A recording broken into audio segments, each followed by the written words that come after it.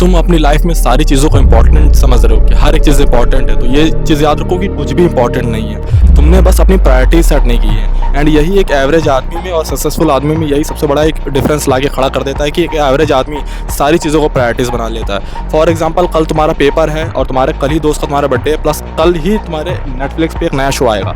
तो एक एवरेज इंसान पता क्या करेगा, सोचेगा कि मैं तीनों चीज़ों को मिक्सअप कर लूँ ताकि ये हो कि मैं सारे काम एक साथ कर लूँ। बट यही सबसे बड़ी तुम्हारी भूल होती है। तुम अपने लाइफ में कभी प्रायोरिटीज़ नहीं सेट करते हो, इसलिए तुम एवरेज एक औसत दर्जे के रह जाते हो और यहीं पे तुम्हारी सबसे बड़ी भूल हो जाती है। इस वजह से अपनी लाइफ में प्रायोरिटी सेट करना स्टार्ट करो।